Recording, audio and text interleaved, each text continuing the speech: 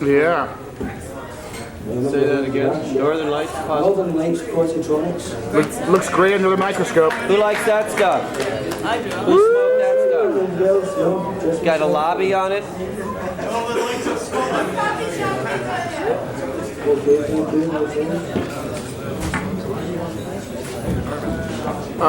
My name's Rich, and I'm from Iowa.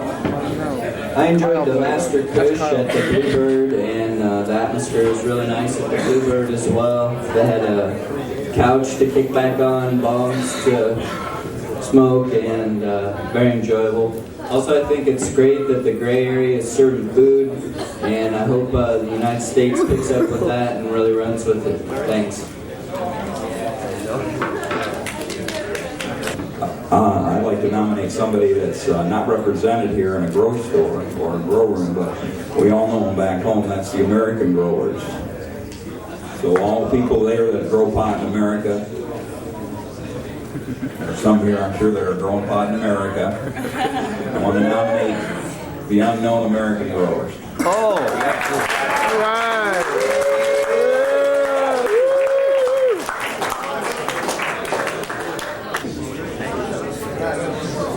I'm trying to make up my mind. Don't make it as long as the question. What? I'm trying to make my mind what type of bud to choose. And I really can't quite make up my mind yet. I really like the Jack Hare bud because I really like Jack Hare. But I really like the bud too, and I might nominate that. As far as coffee houses go, I really like Lucky Mother's because I can drink carrot juice there. Yeah. I'd like to see more coffee houses here have more carrot juice. You know, I love coffee too. I drink about 6 cups of coffee a day, but if I didn't get some carrot juice in there, I'd be in trouble. I really love the greenhouse. I mean, I like that bio citral skunk. I think that has a really good aftertaste. It has a really nice time.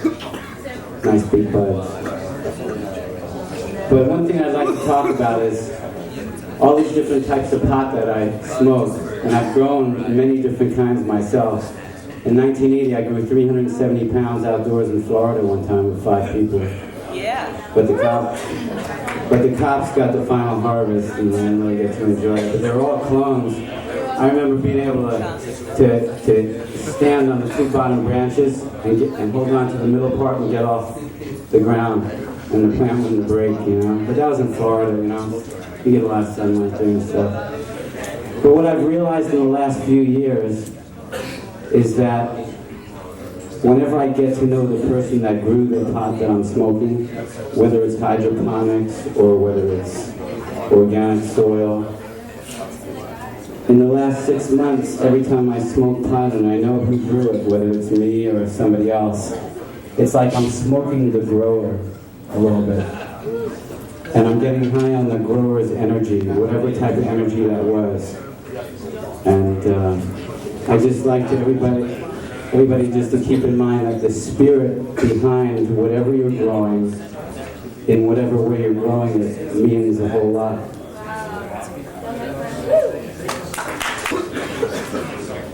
Anyone who was at council last night and saw the cups come in maybe noticed that there's 2 extra cups. We brought 2 extra cups. And the council's supposed to decide what the extra cups go to. So Hash. it's kind of like a wild card. If you know about it, you're a council, you know about it. But if you're not here, you don't know about it. But you can write 2 extra cannabis cups on your ballot. I'd like to see the local precinct house here in Amsterdam to get one of them. They first sent over two plainclothes female officers, and they came and talked with us, and we showed them around. And 15 minutes later, the chief of the precinct showed up, and he took a walk through the expo with me, and I saw that he really liked us. He didn't have any problems with us at all, and he wanted to go chill out at the Okura Hotel. He was kind of getting upset at 120 potheads running around the halls. So I'd like to see that Cannabis Cup go on display in the lobby of the local precinct house in gratitude. This council, I said, what for, to win? So what for, to win? So maybe, they don't have to be in the product, it's just like, give them a cup for that. Hello, my name's Mark. I'm from the North London Skunk Company, one of England's most growing groups. I'd like to nominate, as far as ambience goes, the city of Amsterdam. I mean, just the entire fucking city, basically. Because everyone here is so cool. Not only that, but for Europeans, we're getting stuffed. Like, everyone apart from Amsterdam in Europe is getting stuffed for growing and smoking dope. And Amsterdam is a real thorn in the side of the EEC, because they prove it can be done. They prove that we're not going to burn the place down. We prove you don't run riot. In Amsterdam, they prove it to the rest of the community that whatever argument they put up, it doesn't work. Because legalising makes sense. To Amsterdam for stuff in the EEC and for welcoming us. Ambience, thank you. Okay. One nomination. I got my cake tattooed done in Hanky Panky's. He's the, I don't know, he has, invites other tattoo artists from America to work in his studio here. So I got a tattoo done, really good price from a friend who's friends with this guy in San Francisco because he did it here and did it like special. So Hanky Panky is like an international. It's in the back of my neck, and Hanky, I told him what it was all about. He's letting me interview him. It's a lotus flower, there's praying. I've never seen it, so why am I going to let all of you see it? It's about faith, it's really private. It's a lotus flower, then there's praying hands, and there's flames, and then there's an Om. It's not done yet. And it's somewhere in Hanky Panky's has good skunk. Smooth and very tasty. Also, like Lucky Mother's, the Shiva skunk, because they serve carrots. I think that's a good idea, especially for us vegans. And the greenhouse, the Seychelles skunk, and from Sensi Seed Bank, the Thai Haze and L5. Very good.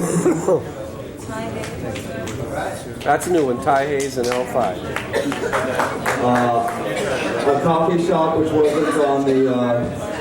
wasn't kind of on the official map or anything, but I thought was pretty cool is at Brax's, but they're doing a little construction upstairs, but it's still pretty cool downstairs.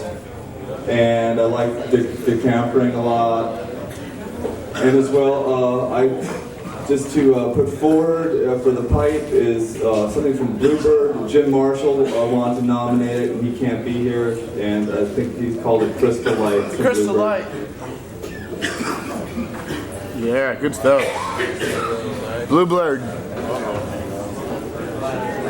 Are you going to No, yeah, I'm gonna try craft it. That's good.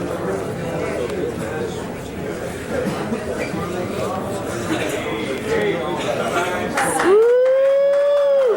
My best friend, all right. I love this guy.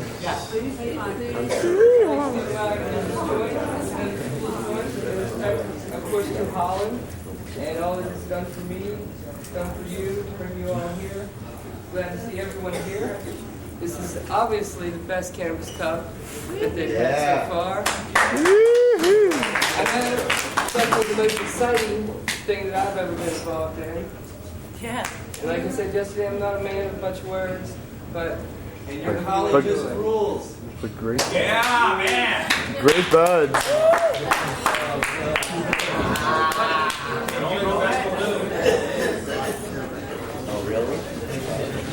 I heard this guy say yesterday, the rest of the world doesn't have enough buds here. I heard him say that to 100 people here.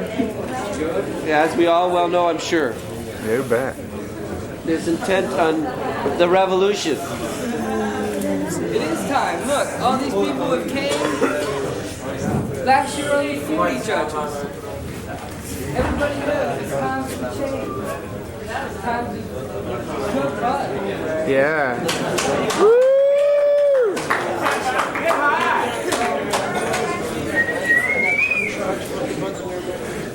I say we give him a cup for being the most generous Amsterdamian here. Oh. Woo!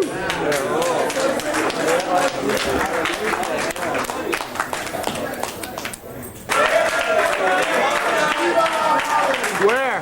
Where'd you do it? I don't know, but it was on it's like it was 5 minutes from here. No embarrassing limit. Start your import business.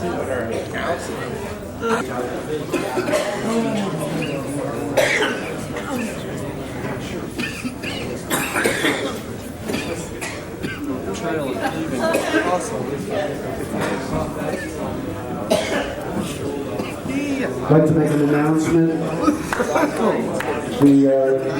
At 8 o'clock, this room is going to close for 2 hours so people can go have dinner.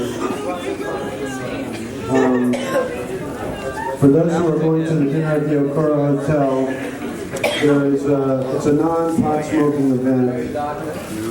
You can smoke tobacco in a smoking section, but we request that you please. I promised the precinct here, the local precinct, that would be our one concession, that we would not violate the rules of the Okura Hotel. So if you see someone smoking pot at the Okura, will you please just walk by them and say, "Brother, will you please put that out?"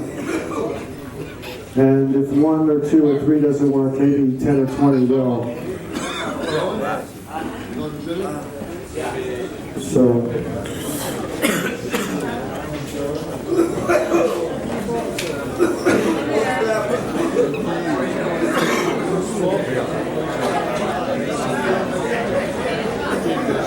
One last thing before I say, if you have not gone anywhere near Baloo, that cafe, they have Baby's Hash, which is the shaving chocolate with the marijuana plant. It's like 20 guilders for 1 gram, and it is very tasty.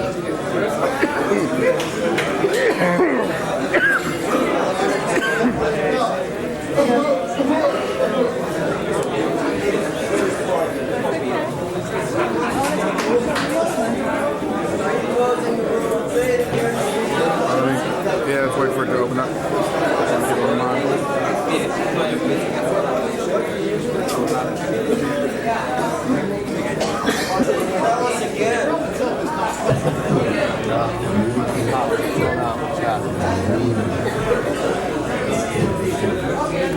I think so. They told me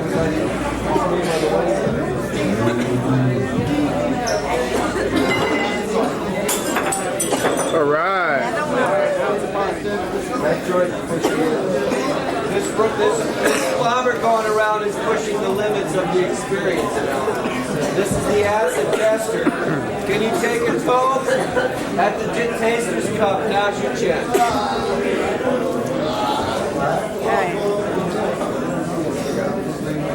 Look at this cloud.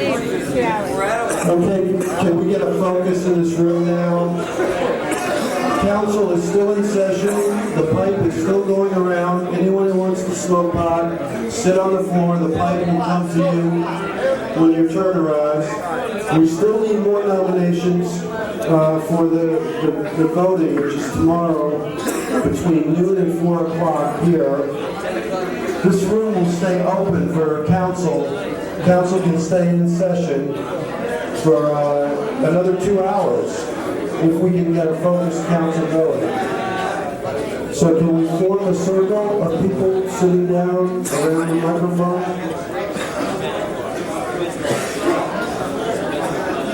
I just want to say that Dutch has a really great weed called Prize Fighter. It's really strong, tastes sweet, it's incredibly sticky. Shake it, long water. It's great. Thank you, sister. Can we please get a focus here? If you don't want to be at council, if you just want to talk, please leave the room. We need a circle here around the microphone. We need to refocus the council. There's only one conversation in this room. The only person allowed to speak holds this staff, and that is Eagle Bill. And he is going to talk until we got a focused council back. That thing's hot.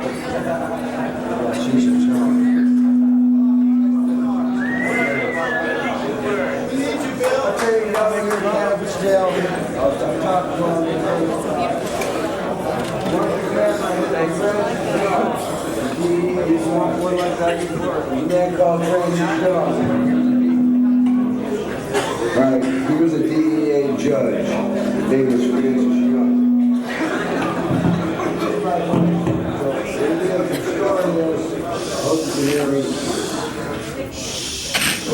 They did 3 years of research on medical marijuana. Me and James Burton have dedicated the rest of our lives to this wonderful plant.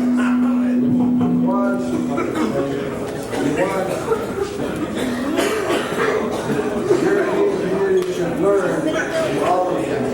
Legalization, medical Francis Young listened for 3 years. And for 3 years he heard testimony from mothers who had children. Had the chemotherapy, they would get so sick they puked so much, they had these little bark puppets. Okay, and they had to say that because they were dehydrated. And then this one child, he wasn't in. He didn't have the needle in his arm, and didn't have the bark bucket, because he wasn't even in the fucking cot. He was going up and down the aisleways on a three-wheeler. Children who were barking and who were sick came to the mother of the child who was going up and down the aisleway, who apparently had no side effects. They said, why is your child? Did he not have chemotherapy? Yes, he had chemotherapy. What the hell, why is he doing that? Just because I chose to break the law. What did you do to break the law? I'll break the law so my child can go up and down. Like me, my child, and cannabis cookie. This is a true story. This is why the DEA's own judge, your own, this man looked like somebody who belonged at Harvard. I tried to people build it so far, the mom was building built up there. She didn't, I went to meet him and I found out he was dead. I was after a ghost. So I'm naming a male plant. It's going to be from the country of Jamaica. It'll be lamb's bread. They use this one as a sacrament. And they want to talk to their God named Jah. Everybody has names of God. They'll kill you for the names of God the wrong way. My God is a kind of creator. It's real simple. But I think we got attention now, so I would like to give the staff to someone else. I'm not going to long. Thank you, Eagle Bill.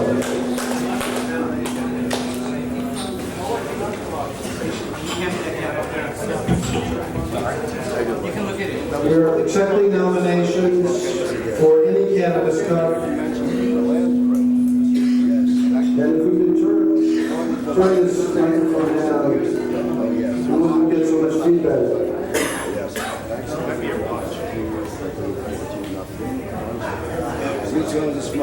There are 2 extra cannabis cups that are being decided by council. Stick with the red ones, I mean, It's kind of a secret thing if you're not a council, you don't know about it, that you can write 2 extra things for the cannabis cup. So anyone who would like to make a nomination, please come forward.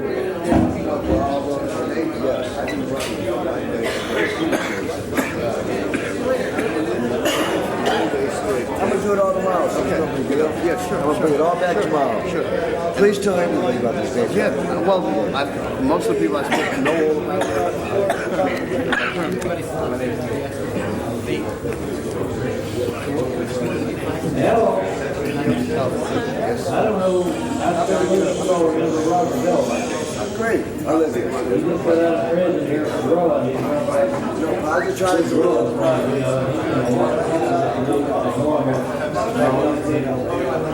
And being a personal friend of his, and I think you all are too. I'd like to nominate Robert Bell now. Roger Bell now. What did he nominate? I'm sorry.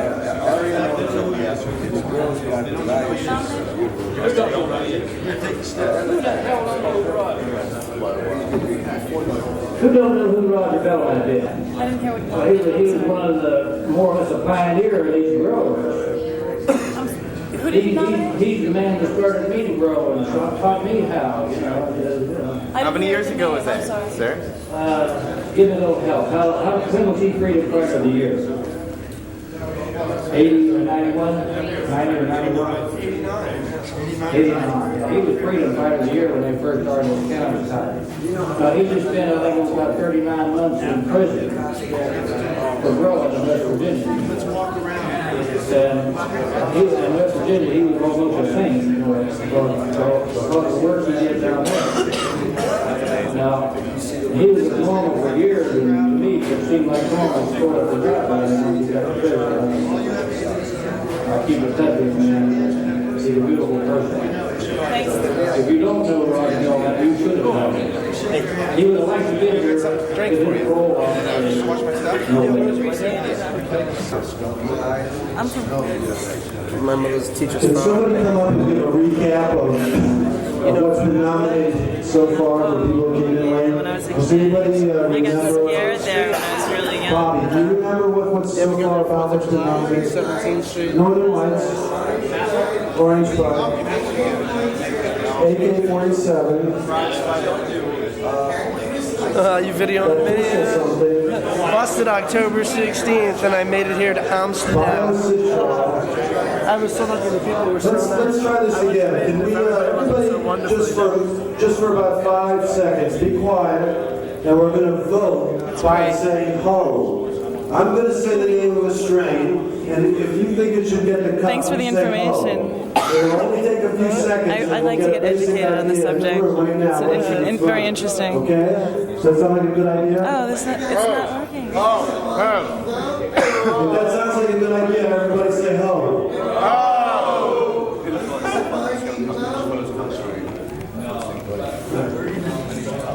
Jack O'Leary. Take a picture. AK-47.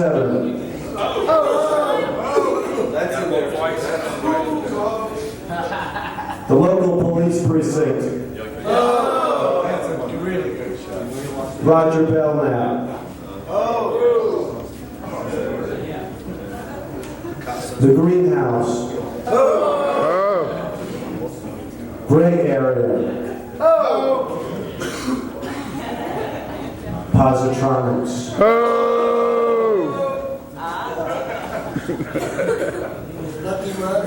Lucky Mothers.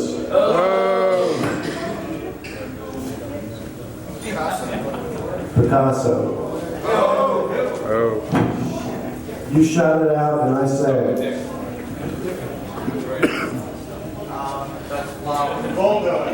Dutch Flowers. Oh! Yeah. The Bulldog. Fuck them. Fatal Flowers. Fatal Flowers. Oh! American Homegrown. The American Gorilla Grower. John Levi and the Higher Reasonings. Yay! Enough's enough.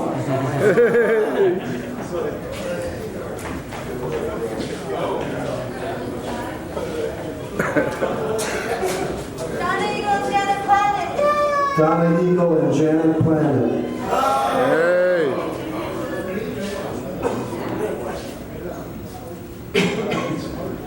Yay! Oh, I know a really good coffee shop. I didn't get to go there, but I know it's a good one. So it's called the Bluebird. Yeah, ho! Of the ones that were nominated? The only biopod I know that got nominated would be the Citral from the greenhouse.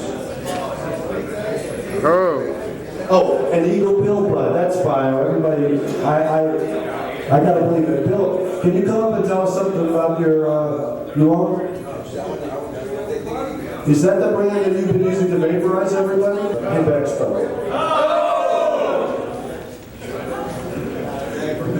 You're welcome, Bill. Dankjewel to the Dutch and thank you to my fellow Americans. God bless you.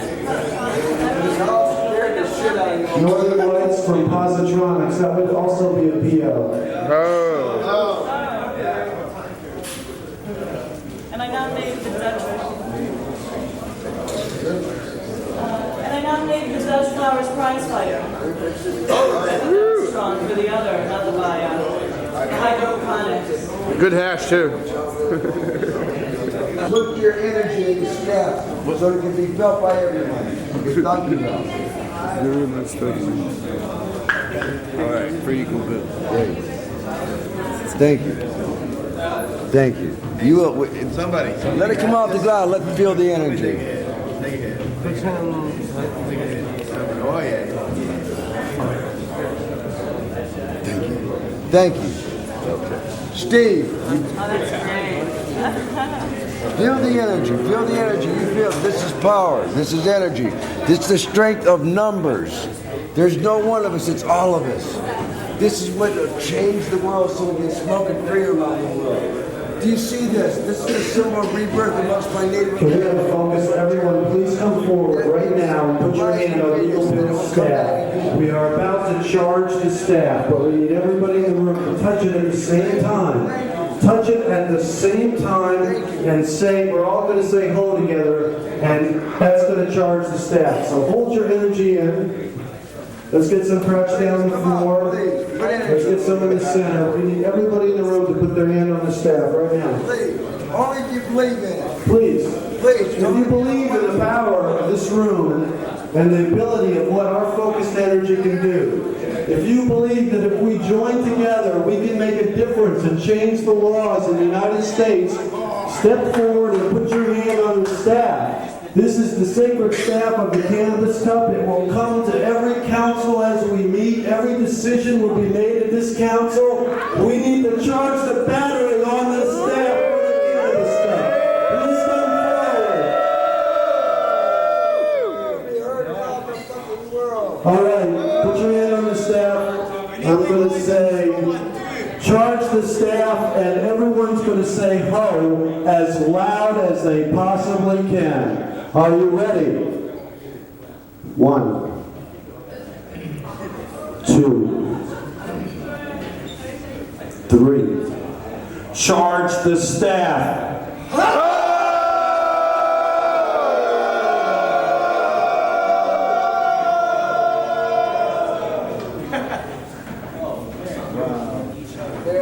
That thing is supercharged now.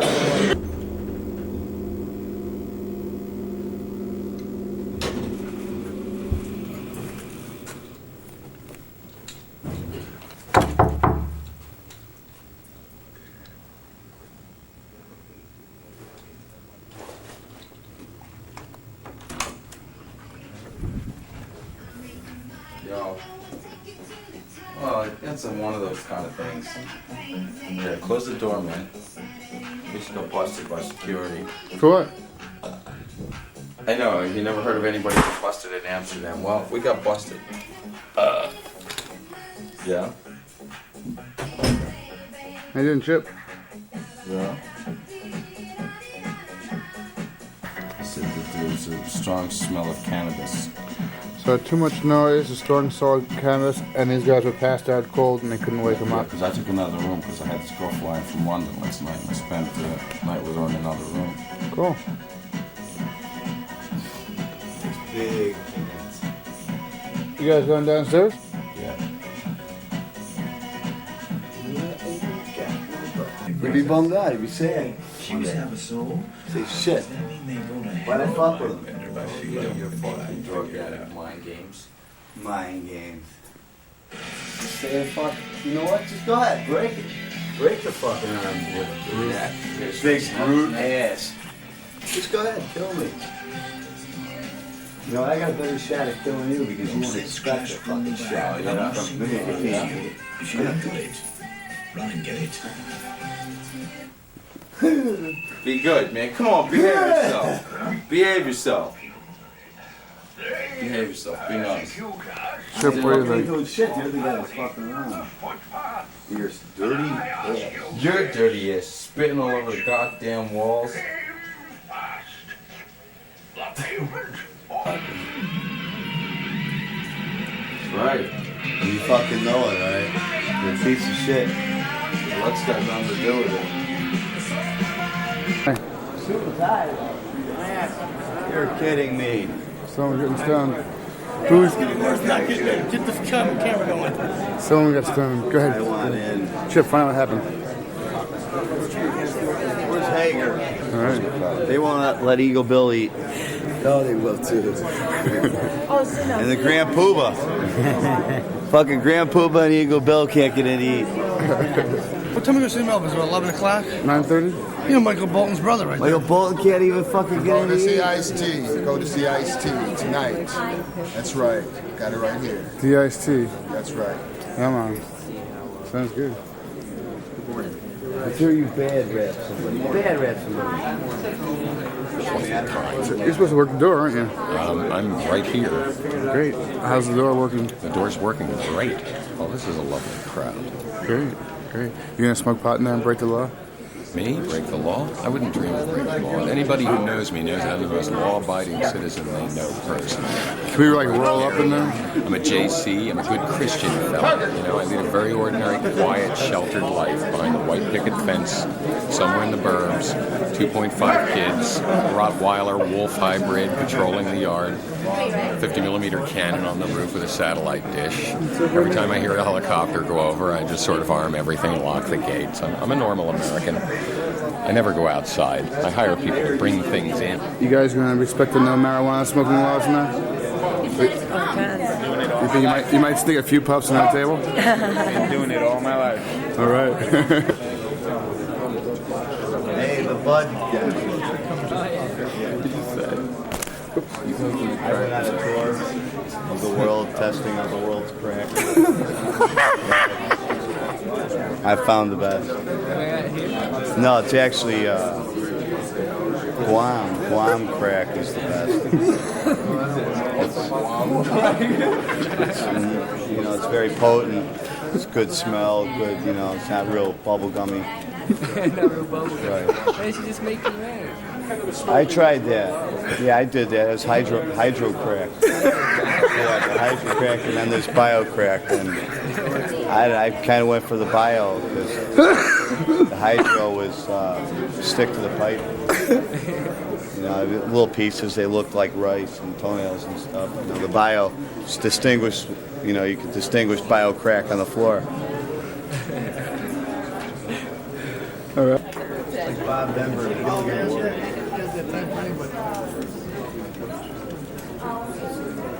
Here's a guy who has no time for anybody, okay? Especially his friends. Yeah. Why the women look just like celebrity? We're not stores here. You're not here to let them know. It's Bob Denver for the Gilligan Reunited Award. You can't say that word here in this hotel. Look at this fucking gooks. There's like 20 kinds of gook in one bag of gook. We're gonna go eat. Take me hugging Hager. This is the guy right here. It wouldn't be possible without this guy. Steve Hager, editor of High Times. Chips enough, ambassador of fun. There's a Grand Poobah right there, man. 29 years. Cover of High Times. On all this stuff. I better get aboard with that motherfucker. Hey, man, just set them out, okay? I don't want to go through any bullshit. Just stamp me, whatever I gotta do. Just free drinks. I want free drinks. Fire us up, there'll be plenty of free drinks. This is secure. Coker! Coker! Cocaine! Extracted from the coca leaf from come here in Amsterdam 1917, the coca leaf. Pure coca juice. Later transformed into cocaine. This is cocainum, which can be snorted, smoked, shot up, done different things. Later turned into crack. Crack. Now there were several kinds of crack. Bio crack, hyo crack. Biodegradable crack. I just want to be known that I snuck in with you. Follow the lead. Snuck in with enough's enough. Cool, man. Good Right. Coker! Oh, you were pushing me from behind. Cool. Coker! Cool. Oh, you're the 4-hour guy. The 4-day guy. I'd like Bacardi. Who's the guy who was like up for 4 days? Yeah. You gotta be kidding me. Alright. You think it's just out of control here? This is no bacon soda. It's Michael Bolton's poor sport of a brother over there. Michael Bolton. His brother's a poor sport. He doesn't have a happy Christmas. He is. There he is, man. Michael Bolton's bitter brother. Michael Bolton's bitter brother. Get him on video. You're my bitter pill. I had to travel across an ocean in one bitter pill. I'm just gonna live with this guy. Yes, fine. Hey, don't take this shit from these guys. I noticed this guy. I'm holding you in, alright?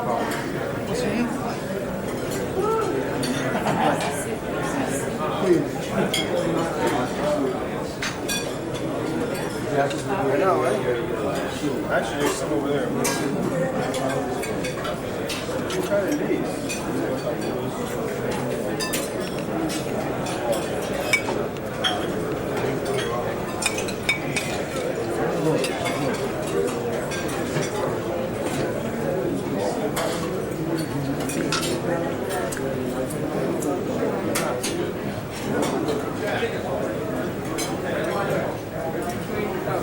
Remember me, man? Yeah, hey, dude. Busted the gap. Not bad. Followed you. Free dinner? Free dinner. Where we sitting? Where we sitting? Right in the center. Thanks, man.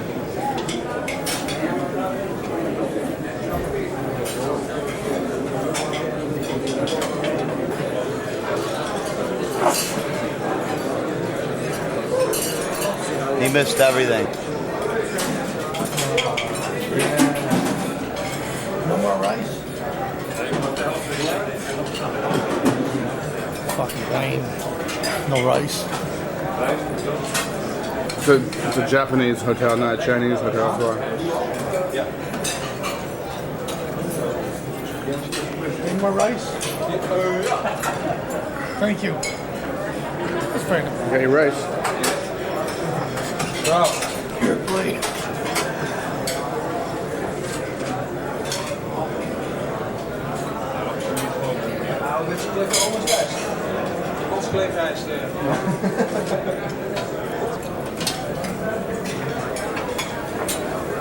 Alright. Just start it.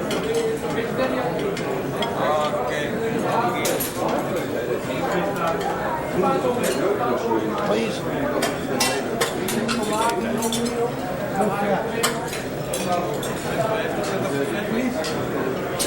Thank you so much.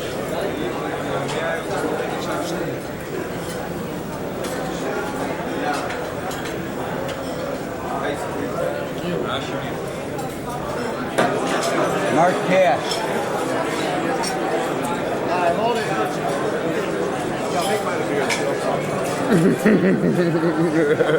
Here's another one. Light it up.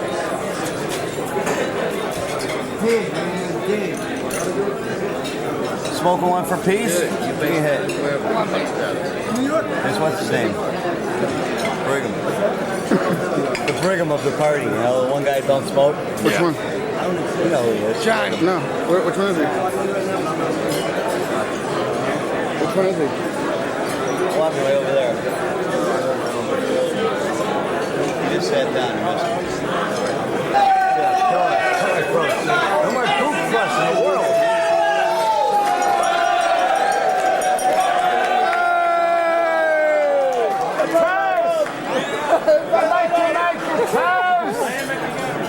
Hello to Mark Cash. I'd like to make a toast to Mark Cash. For whom without? Calls Chip a pirate. Steve Hager. I see him eating the beef. There's supposed to be only 7, but I'm going to award the last 2. Enough's enough. You can pick up the bags as you leave the banquet. These are the 7 celebrity judges: Jack Herrera, Dave Santel, Brad Felke, Zero Boy, and Enough's Enough. Wow. Congratulations. We're last? It's a great honor. Yep. It's a great honor. Why do we got to be last, Steve? These are the people that it's from right here. This is Bernard. How are you, Bernard? Pleasure to meet you. This is Gene. I'm Chip from Enough's Enough. This is Donnie.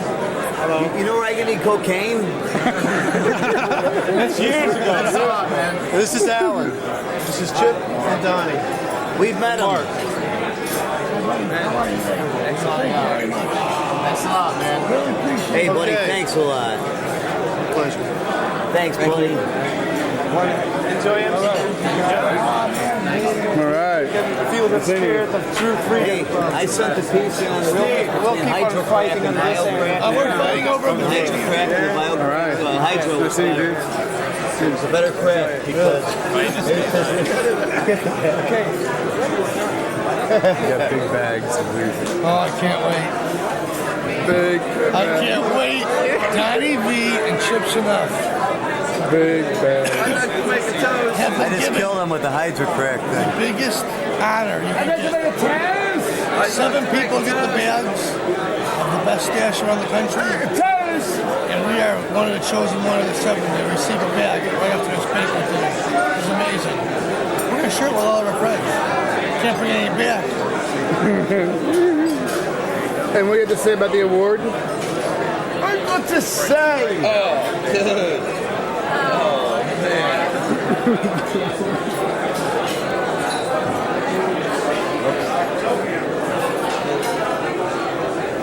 Food fight. Spark it. That's what I had to say. I think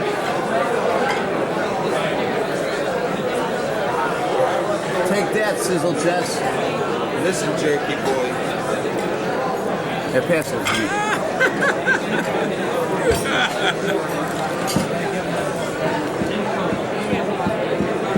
We're the first table way up. Pass that buffet over there. I mean, he brought the cup and then he hurried up and took it away.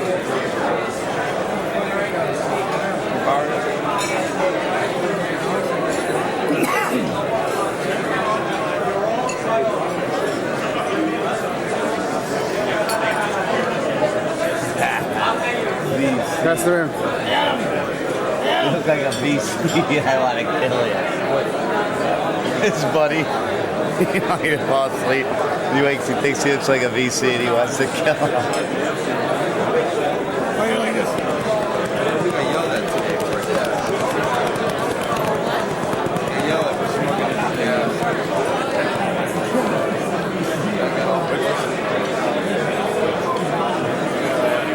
Yeah, you look really obvious. Like everybody thinks he's Well, that's good. No, I don't want them to not know what the hell I'm doing. Why should they know and not me? Somebody gave him a jag off Trump earlier. That's why he's over here. I had a jag off Bill. JOP.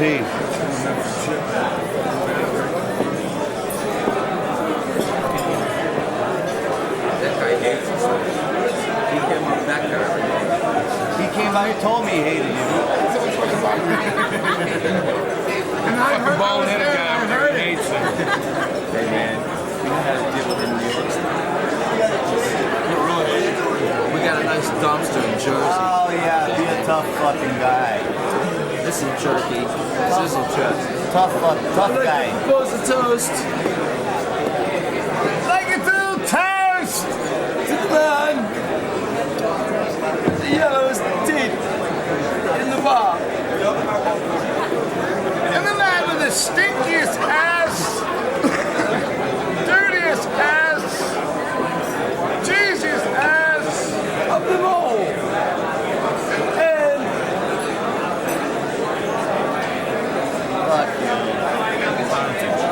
To all the ones we love, we wish them well. Everybody else can go to hell. I don't even waste my time. We are the first table today to light up a joint. 400 or 500 plus people. You're not singing. You're never singing. Have a seat. We're about to light it up. Why are you being so cold? Somebody's got to be that way. Hey, he loves you. He's just an asshole. I'm flirting. You don't love me. It's my way of Trust me, wait flirting. till we play in your town, see what he does. He kicks ass singing. Everybody else is brown nosing me. I figure I'd be mean. You know where I live? My approach. Skiing? Yes. You do? Yeah. You ever hear Hunter in New York? It's a ski bowl, a ski capital of the Northeast. They make more snow than any other place in the Northeast. You guys can come. That town is so kicking in the wintertime. You guys can come play and ski at the same time. Nobody can speak because no one can find the stick. 1,000 coca leaves a month he brings in. Who does? What did he say? What did you just You bring in? What? What did I just tell him? What did you just tell him I told him? He's digging you down, see what I mean? See how he's digging you down? I don't even know what he told you. You bring 1,000 coke leaves. Oh man, what did you tell him? You got just one leaf? I told him about skiing. I was talking about skiing. Just one leaf, man. Skiing means something different to him than it means to you. Yeah, right. The snow, the temperature of the snow is way different. You watch that shit, man. You watching him? He's an asshole. You take care of him? I do, best I can. Am I the major attraction tonight, or what the fuck is up? You're just not supposed to be smoking here. You motherfucker. Adam, What? I know you're doing something very bad. What? Let me see your left hand. The other left hand. Just in time, huh? Your other left hand. Listen, I was framed. You see this person here? Honey! I'm sitting here talking to these nice I don't want to hear it. I'm talking to these nice gentlemen, and he puts this thing It in my was Donnie. hand. Donnie It was a did it. joint. And I didn't even realize what was happening. Next thing I knew, I was taking a hit, and now I'm addicted. No, now you're Usually a they dick. beat him on the head until his head splits open and I they didn't eat do it with it. these little Be spoons. good, all right? I don't know how to do it the other way. Darling, Where he comes from, they pin him down, they Isn't beat she him, sexy? they spray with his little spoons. Isn't she sexy? She's very sexy. Yeah, she is. Amazing. She's a heartbreaker. She's cruel. I'm not digging her. I'll dig her a lot. She's nice. I like a big bush. Big old hairy So tell me, bush.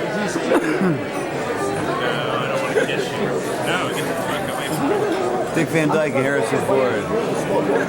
Battle it out over at Duke. At least you see it in St. John, Denver. I hear that shit all the time. I called you, missed me twice. No one saw. Nah, it's too obvious. Harrison Ford, that one I like. I like that one too. Thanks. I saw that. I saw that. God. What are you doing? Let's go to your room and smoke. What are you doing? That was really awful. Come on.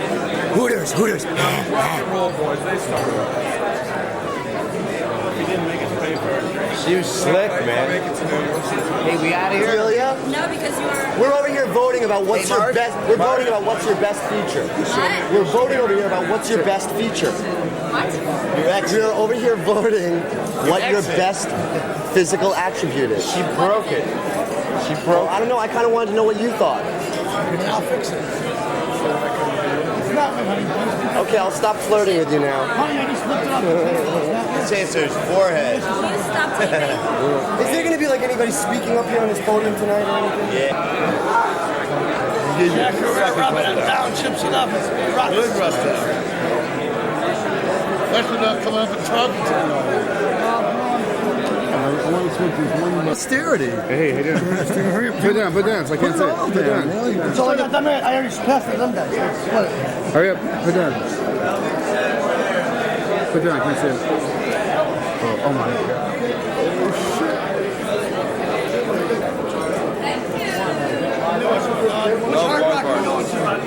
By the American Hotel. Between Burger King and Bulldog. Where's the fucking Lace Strat. Come on, new Where's the chosen Please. Allegra, I love you. How's your bags, guys? That's a memory thing. God damn it. Must be this. Oh. Dunkin' Donuts. Calling this.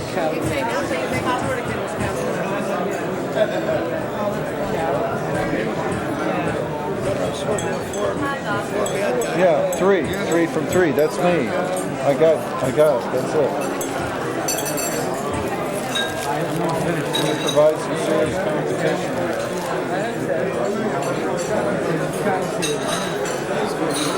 How's it look, dude? It's a real nice, wonderful thing. That's it, huh? You guys enjoy? Thank you very much. I just want to hear. I feel like pop more name. Yeah.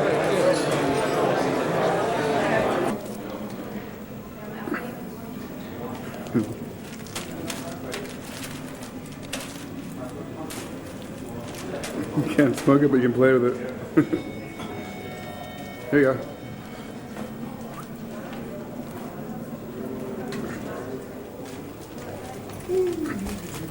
This is for me to judge, along with Norman.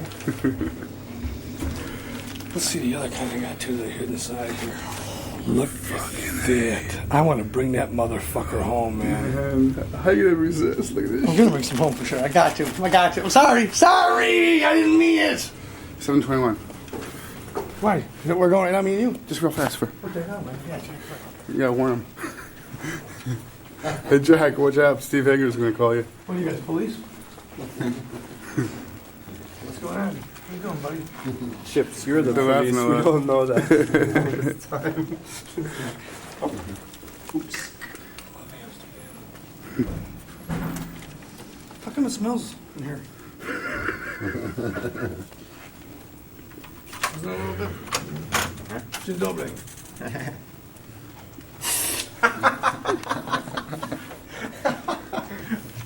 He got me this half a gram.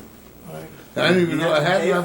Yeah, $500 to get. I got caught with 3 grams from Canada into New York into Detroit. And it was $500 at the border. You had to pay right then and there. Right yeah. then and there. Yeah, right then and there.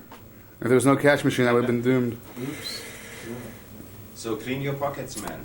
Yeah, boy, I had so much pot in my pockets from yesterday. Hager last year too, supposedly, Mhm. right? At the Really? border. They got Coming Hager? back from Amsterdam, he's fucking bags in his.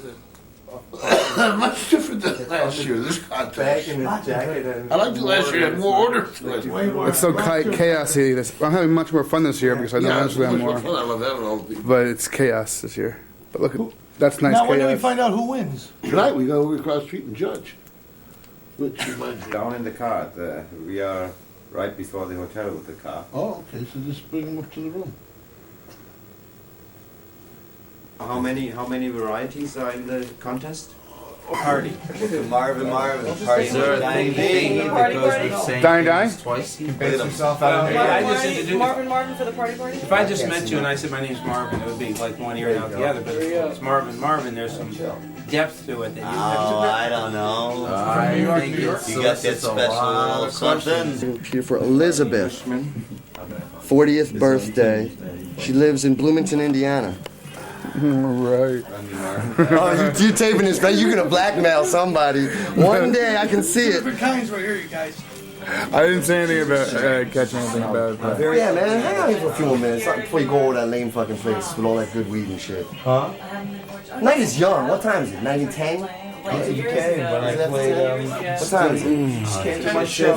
Yes. It's still young. I mean, shit. How hard could it be? Yeah, I know. I don't like to stay in one place too long. You like that? Even when I'm at home, actually, the only place I felt like that since I got here. Uh-huh. And I'm tweaked. That's his exact word. I'm tweaked. It's good. No, it's fucking. It's a little bit mad in there. Well, I'm trying to help you. I know you are. Every now and then I just remind you. Why? Quite tasty. It does have a sort of sweet colloquial tone. Well, we drink several bottles of wine in Oxford. I guess this is the next best thing, if not better. You're getting your shot, man.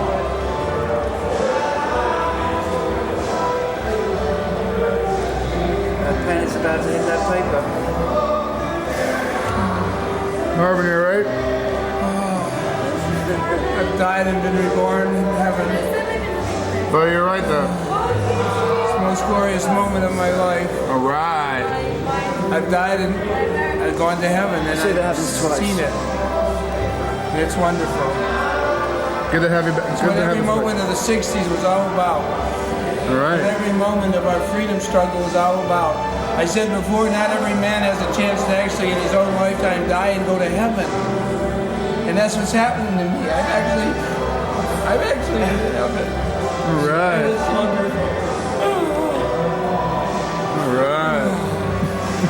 It's so wonderful to be there. Wonderful to be alive. It's wonderful to be alive. I'd be alive. Put in some food. And we haven't lost a fight. For everybody who's ever been in jail or in prison or tortured because of a plant, this moment makes it worth it. All right. This moment makes it worth it. This moment of freedom in Amsterdam. I had 3 days in Fort Lauderdale I didn't like too much, but yeah, it's worth it now. Free at last. Free at last. Thank God Almighty, we're free at last. And I always want to do more. I always do enough. I always want to do more, and that's good. But I rejoice that I have a chance to be in heaven. Celebrate the fruits of my labor in my own lifetime. And I'd like a copy of this tape, please. Send me a card, I will. I am so in love with you. You are the most magnificent human being I've ever found. Why can't I have this effect on women? Oh, I'm just so excited. Why, oh Lord, why? Why? It's so wonderful. See, Why? Why did my girlfriend have to freak out? Why? Why? I put a new pie. You kissed the girls and you made them cry. Why? You don't deserve what, the fame? What are you talking about? I don't deserve to be alone, right? You're not alone. Sorry. You're with the fucking of your 100 million of your best fucking friends. So enjoy this evening, man.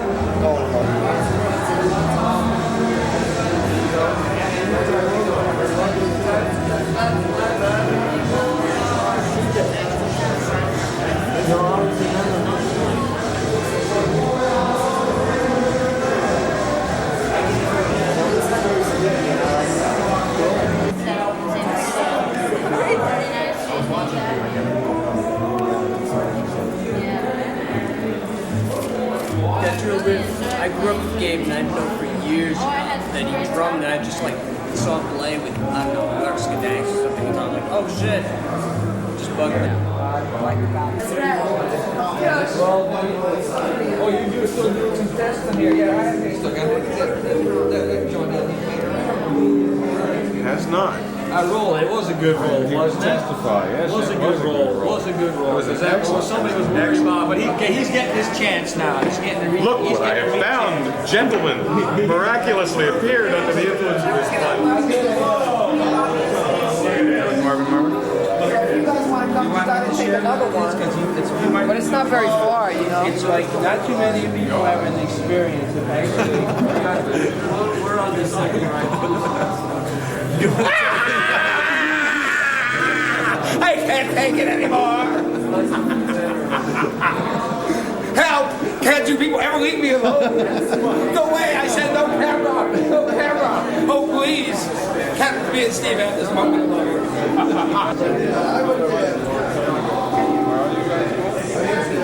Only when he's not. Hey, you got more teeth than I do. Oh, Dustin! Yeah, look at his outfit. Look at his fresh outfit. Come on, Norman.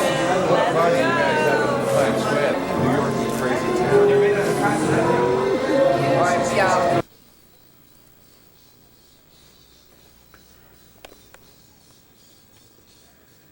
Good pocket, bro. You're a drag off. First time ever. Really a good jammer. Here's me and you a little. Here we go, bro.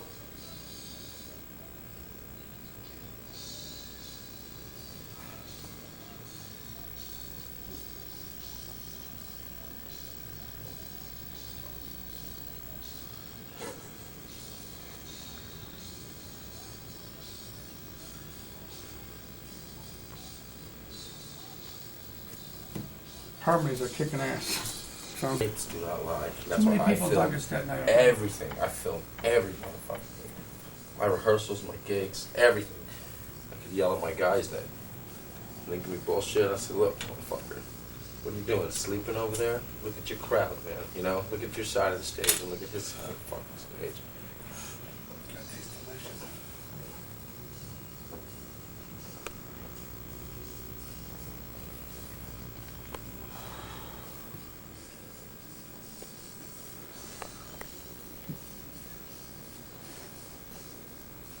Papers. I witnessed that.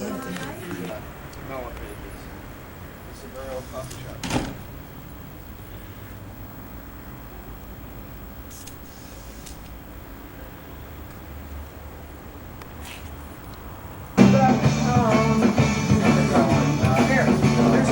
I'm so glad it's someone else.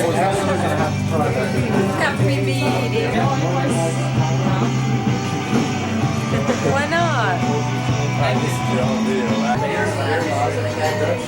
Really no. Yes, if there's a person, they would say no.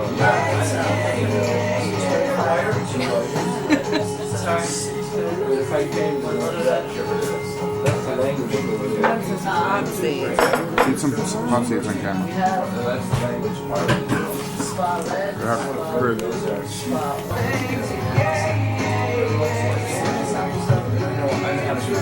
One more time. How are they? They're excellent. You've got to have some.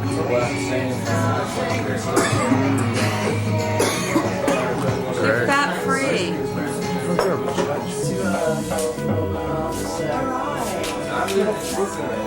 She'll be good enough because her name's Gray.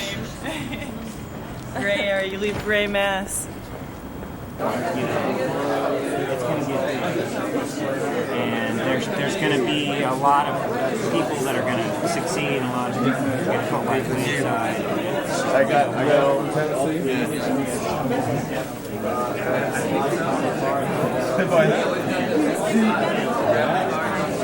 I think the smell is Put it inside your cup. Keep it warm. Inside your cup. Let them do it tomorrow. Tell them the money on me. Did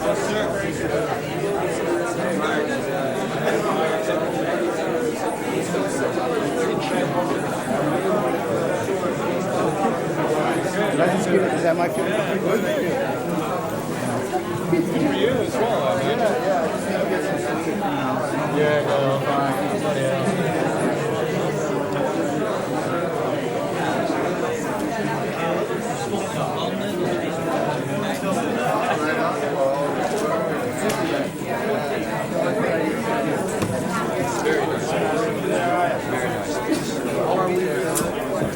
You having a good time? Always, every year. Yeah. Good to see you have time. It's good to see you have time to do your wash, while you're here working. Don't clutter up my tank if you start filming. He's going over there. Go get a film? I'll give you a display. As you can see, this is a fabulous pollinator here in Amsterdam. It's pollen off the leaves. It takes pollen off the leaves. Tell him. And it collects at the bottom. You pull it out on the tray. And you make hash. And you can make hash. Yeah, I like it.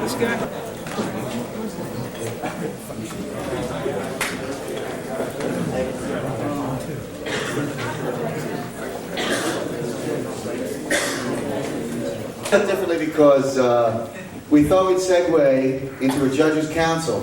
A lot of the types of cannabis that are out here and a lot of the hashish, some of the coffee houses that are not on the map are not getting the play that we think they ought to get. I know I've had 7 or 8 different types of cannabis that have really knocked me out that are not on the main strip, although some of the stuff on the main strip has been a knockout. Today, though, prior to going to a judge's council, I've got 7 or 8 of some of the greatest activists in the United States, and if Mark Emery comes, then we'll have somebody from Canada as well, and a couple of you from right here in Amsterdam. So today, I'd like to start off with Bobby Faust as our first cannabis speaker. Bobby's been active in the movement for several years. We'll see him in High Times all the time. He's terrific. Bobby, can you come up and...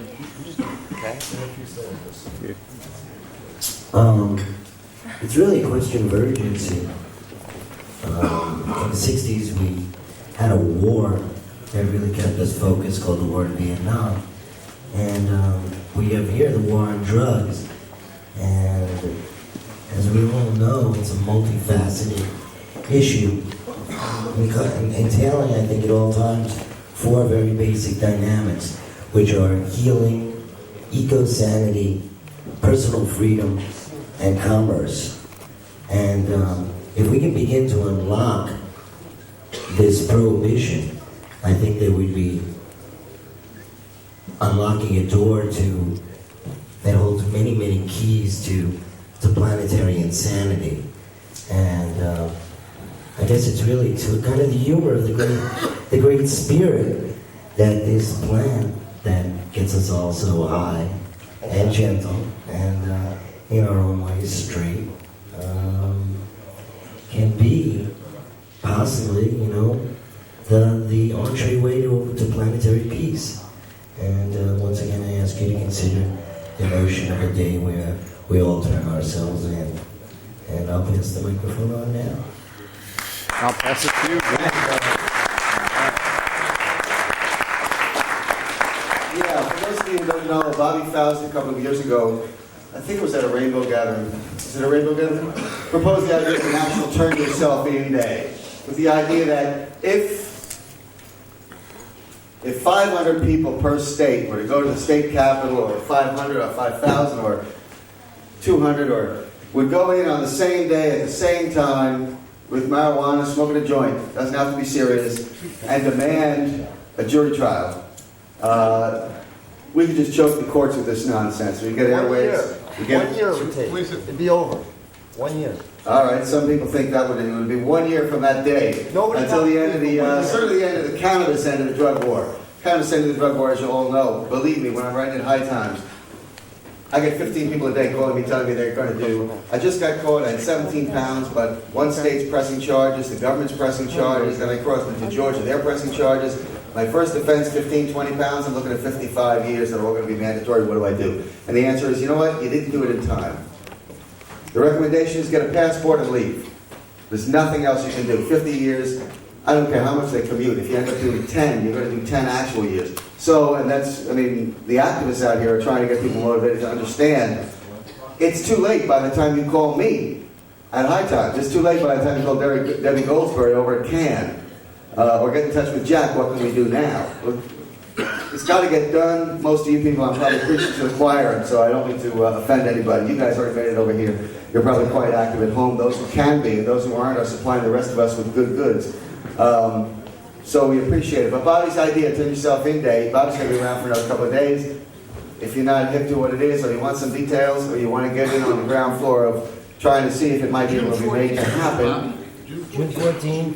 It looks like 96 and 97 now. June 14th, 96 and 97. I have a feeling that we need some more groundwork done on this. So if somebody's got some time. Marty, we've been talking about, it's just like, I'm going to slide in the concept of just not turning yourself in, but doing it day. On an arbitrary afternoon, Thursdays, 3 o'clock, smoke one in the health food store, smoke one in the office, smoke one in public, let it be known that it's happening. It's not such a bad stigma. That's the workup. Everybody just do it in their community. Do it in public, folks.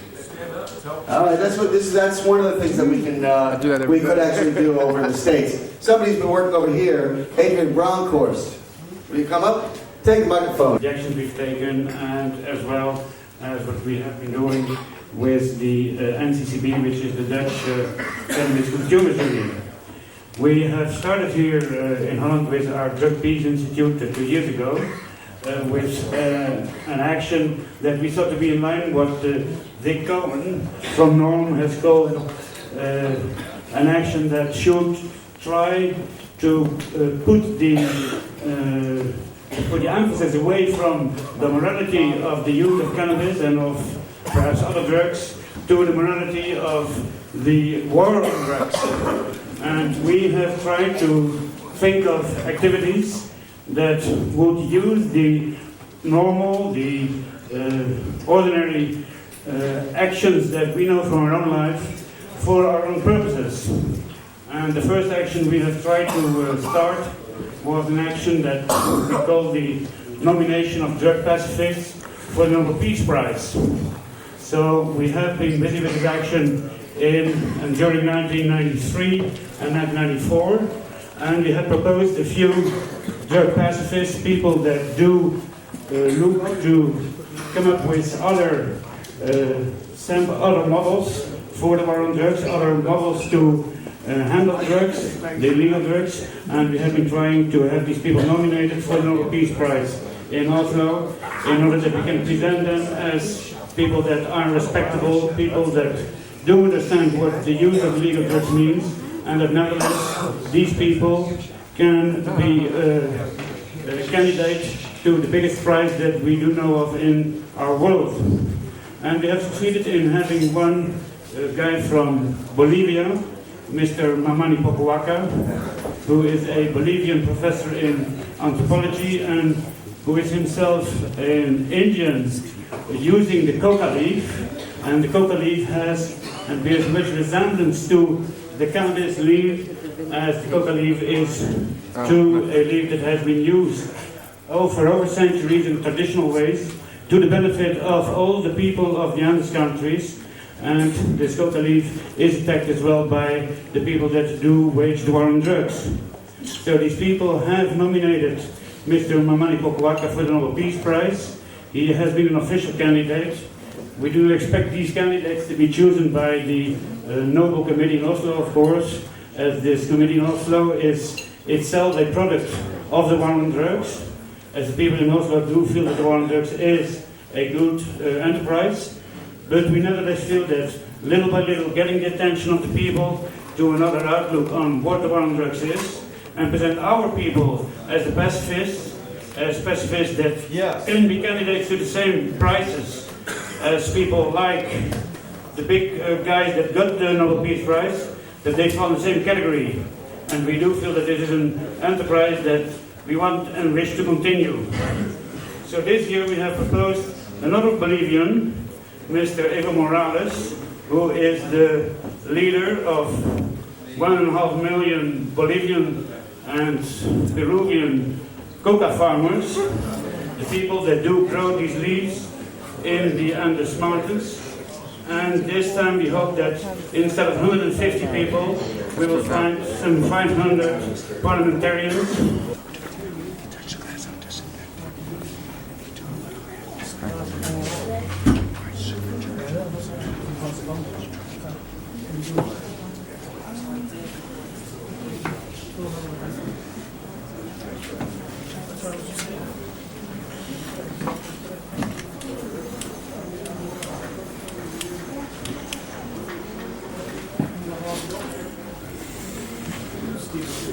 This is it, huh?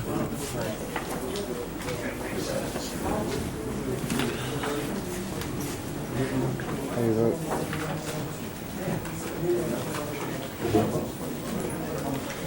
Getting a lot of action there, huh? What's happening, man? You turned in your ballot. I assume that you supplied that.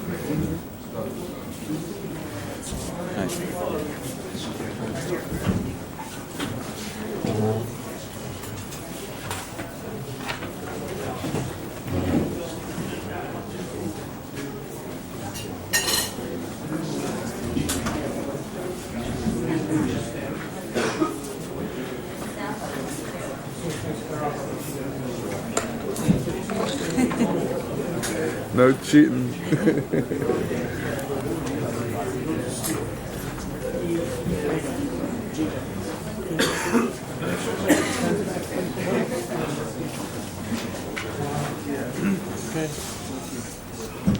Good, thank you.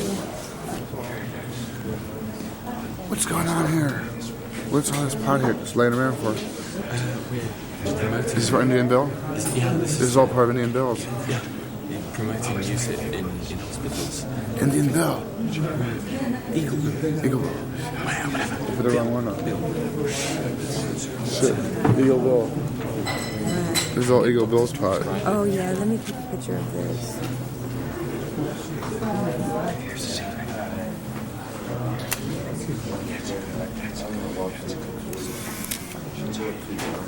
secret. Hey.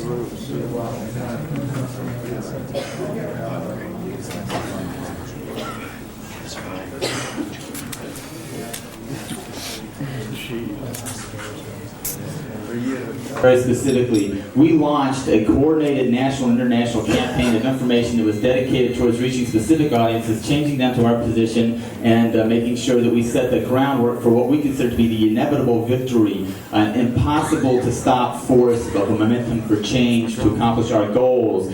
And the way that we did that was that we were aware of what our strengths were, what our weaknesses were, what the information was that we needed to put out, and who we were trying to reach. And so I'll continue down my list here to say the next thing about this, establishing a timeline, is there's two aspects of that. You need to look at it as your most optimistic thing, which for us is total legalization of marijuana starting yesterday. And then you look at your more realistic possibilities and try to find the groundwork in between those two. And the other thing is to realize that not all things have to happen sequentially, they can happen simultaneously. Which is why I like to work on all areas at once. It keeps me busy for one thing, but for the other thing is that way every victory I have to claim I had a little part in, because I was working on all those issues too. So, and we're watching these changes happening a lot of things happening simultaneously is not something that we can coordinate, but there were some, like for example, CAN started around the same time as I got my group started. The Cannabis Action Network went into gear. And so that was something that I wasn't related to, but as soon as it happened, we more or less connected with each other and started sharing information and working together. So that worked out very nicely. The next thing that we need to do then is to analyze our opponents to see their strengths and weaknesses. Well, our opponents have a lot of money and they're in very high political places, and they don't mind using lies and deception and deceit, and they don't mind destroying lives. So we have kind of a good idea of who they are. Some of them wear badges, other ones are hidden, probably hidden in this room right now, disguised to look like us and to gather information about us. So we have a good idea of who our enemies are. The other thing about our enemies that we have to understand okay, is that they have weaknesses also, and they have motivations also. And one of their greatest weaknesses is that they do have motivations. And actually, in a lot of cases, for example, people who become police, they really do it with the idea that they're going to do something good for society. And then they become involved with the police structure, and then they see the corruption there, and a lot of them are disillusioned too. Some become corrupt, others give up and get out. But the thing that I'm pointing out is that our enemies are also people amongst everything else, and that they have things inside of them that we have to be able to reach. And it's the same way that we deal with our supporters too. We have to look at the motivations and the weaknesses of the people who are supporting us. And certainly one of the most great weaknesses that I've seen is this divisiveness.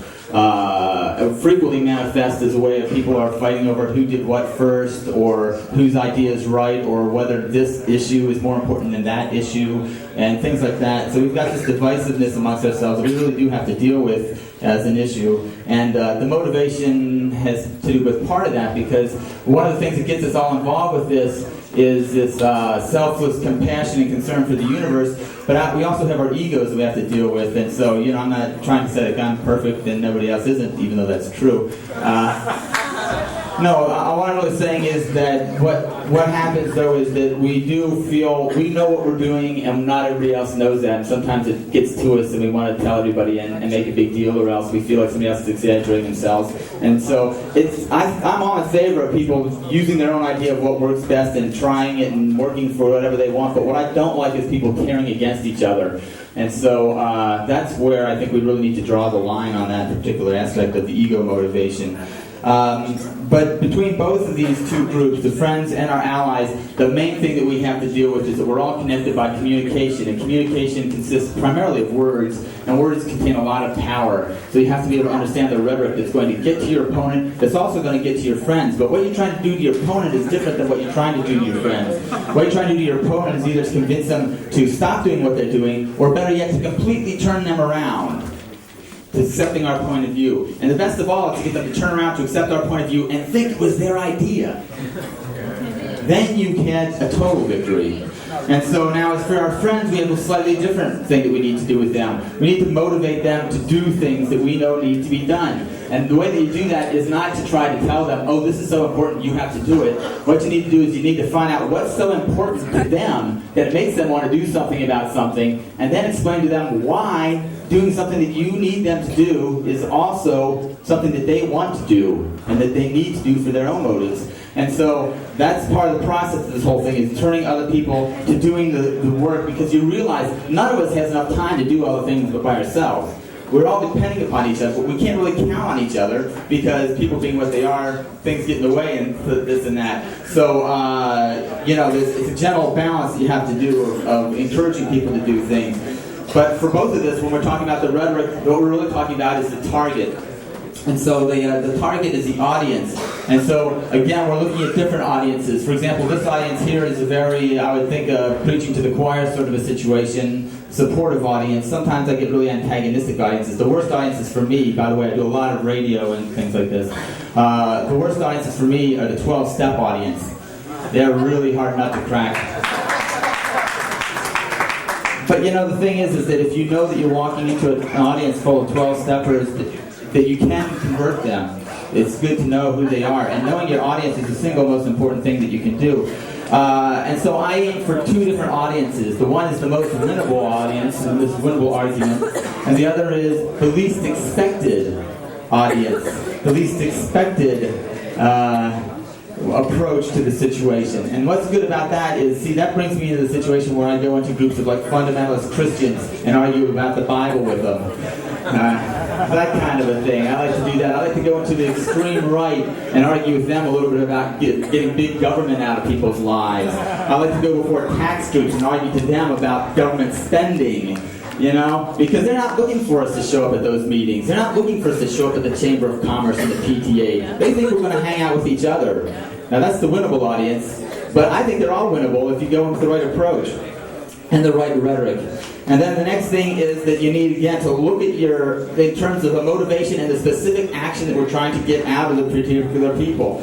And so then, again, we want our opponents to either retreat completely or switch sides. We want our supporters to advance and always improve on what they've been doing before. So it's pretty clear what the action is that we want to get them to do. But the next thing, it's a little trickier to do, is to monitor your progress, because progress isn't the same as the end goal. In other words, I can say I started in 1989 with a 5-year plan to legalize marijuana by 1994, and I'm looking at my watch and I'm saying, gosh, I guess I didn't do it. I know there's still another month and a half left here, but it might still happen in the States. I might have complete victory on that goal.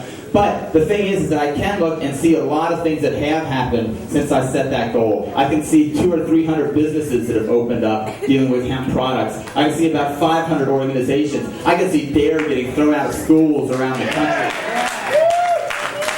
I can see hemp initiatives in 6 or 10 different states in this past year. I can see all sorts of changes that have happened since getting out in front of this. So I can't feel like I've lost either, because I can monitor the progress that I have made. And it's really important. I can't stress how important it is to put little signposts along the way.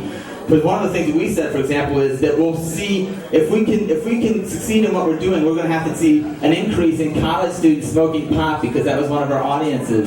And now we've got that increase. We said that we'd have to see more TV shows where they make jokes and talk about cannabis in a friendly sort of a way, and we're seeing that too. It's not stuff we can necessarily control, but we can watch the change in public attitude. And that's what we're doing, is changing the public attitude to create the infrastructure for a total rebuilding of the American economy. And then you have to adjust the strategy. That means taking timely action and redirecting your energy. And it means looking at changing realities. And I'm going to talk a little bit more about that in a second here, because we had a majorly changed reality in the United States that happened with this last election. So I'll get into that in a moment, because I just want to wrap up my basic approach thing, which the last thing is to celebrate the victories. And that is to recognize and expand upon the gains that we do make, not to put them down, and to honor the participants. So right now I'd just like to honor you all. Thank you for everything you've done personally for this movement. I appreciate all of you very much. Resistance education. So anyway, Well, these groups are groups that we really need to go after. One way we need to go after them is through the courts by challenging them. But another thing we need to do is to look at their markets and go after them too. So I'm planning on doing a whole new series of literature, one of which is aimed at the DARE kids, which is called Everything Every Youngster Should Know About Marijuana. I want to do one to go after the prison and the police industries with a flyer that's called 10 Things Every Police Officer Should Know About Marijuana. You know, the senior citizens are the ones who just passed all these recent bills because they did most of the voting, so we need to go for the senior citizens. I want to do a leaflet, 10 things every senior citizen should know about marijuana. Like, for example, it's good for arthritis. See if we get a few votes that way. And also the Christian fundamentalists, I'm going to go after them. So this is some of what I have in mind, and I intend to take out 4 different significant enemies through various processes I won't go into right now. But the last thing I want to do then is just to mention to you that this last election that we had in the United States shows something that I think is very important for the tactical aspect of running political campaigns, and that is that you have to always work from a win-win premise, which is that no matter what happens, even if it looks bad, there's going to be a way of getting something good out of it. And so with this last election in the United States, there was a lot of Democrats got knocked out. Some of them were actually good. We took a really serious knock because the guy, Barney Frank from Massachusetts, was going to head up a committee, judicial committee, and hold hearings on marijuana. But the Democrats lost, so he's not going to get the chair of that committee, so we're not going to get that. Also, Hamburg, one of the guys who was going to introduce the bill for us in California, got knocked out of office. And so there have been a few setbacks like that. But the thing that we have to remember is this: the Democrats have not been our friends. The so-called liberals have not been our friends. When we were in California, we were given our choice between Democrats and Republicans. They were both saying the same thing: more prisons, more time in jail. None of them was talking to Canada in this sense. And so when it came time for us to vote, we didn't deliver to them the same way they did not deliver to us. That means the Democratic Party has shown it has no leadership, no vision, no goal that the American people can adhere to and move forward. And that means we have the opportunity to seize that vacuum, to fill the vacuum, and take control of the Democratic Party. And the way you do that is that those of you who are Democrats, you go home and you talk to your Central Committee, and you get on the Central Committee, and you make sure there's a platform for hemp, and a platform for medical marijuana, and a platform for personal use of marijuana, and you make sure that the Democrats have a vision the American people can embrace. A vision of new jobs, a vision of new opportunities, a vision of economic stimulation, of freedom and justice. This is what the American people want, is a leadership. And as long as the Democrats try to be Republicans, then why the hell should we vote for Republicans? Yeah. By the way, I didn't vote for any Republicans. To the floor and make sure that they cut $15 billion out of the war on drugs budget. When they get the government out of our backs, they get the helicopters off of the air, and they give us our freedom back the way it's supposed to be. And so let me just hang up. Before they grab this microphone away from me, I have just one thing left to say, and that is this: it's not what you do, it's what you motivate others to do, and it's what you do together. Since that time, we tried to give one person a free trip to the Cannabis Cup. But even more importantly, somebody that's been working out in the field in activism, who maybe deserves a hand. It's you guys who elected him, and some of you know him, some of you don't. But Adam Brooks been running the hash stretch for the last couple of years. He's been active for 5 years. The bass draws some of the biggest crowds in the annually to some of the events around the country.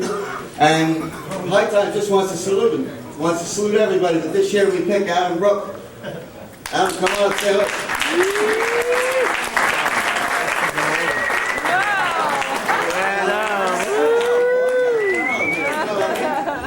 See, when you keep me sitting around too long, I smoke a lot of pot.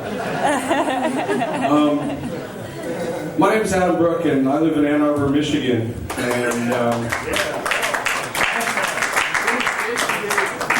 there's an event in Ann Arbor called the Hash Bash, which has been going on for approximately, actually, it's been going on this year. The next one will be 24 years. And the event originated out of a protest. John Sinclair, who was a poet and an activist, was arrested for the possession of 2 marijuana cigarettes and given 10 years in prison.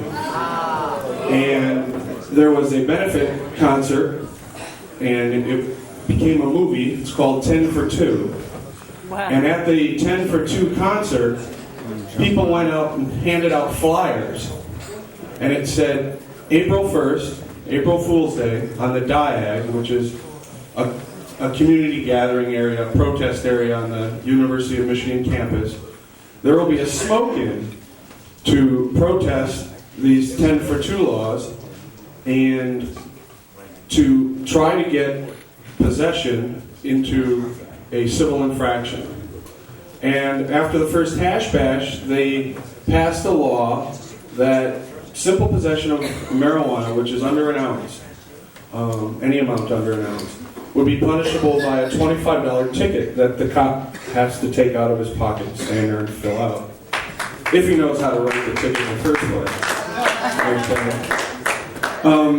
Those $5 tickets are now collector's items, and I'm really bummed that I didn't have my name on it.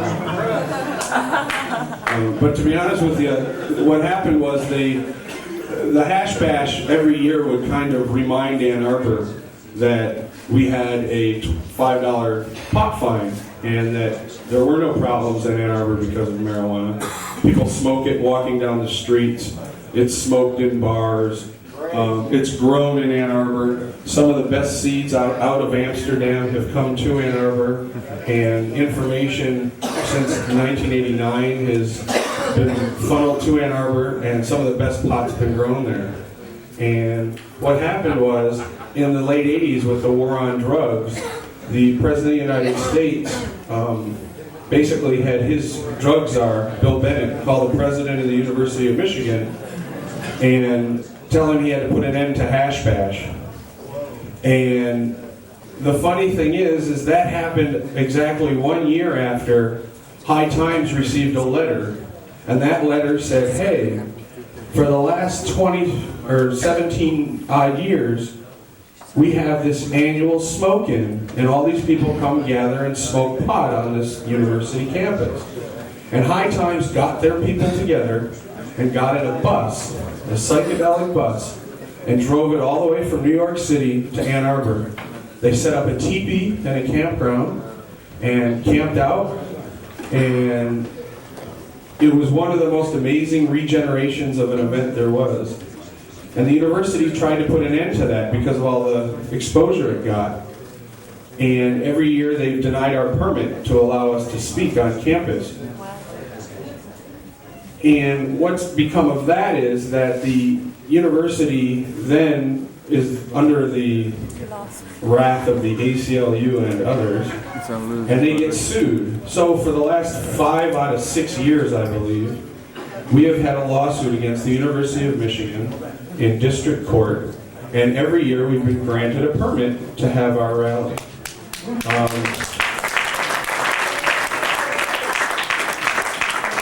And that's how I got involved in this whole movement, was I saw an organization that needed the exposure to the media for what was happening to it. Not what it was doing, but what was being done to it.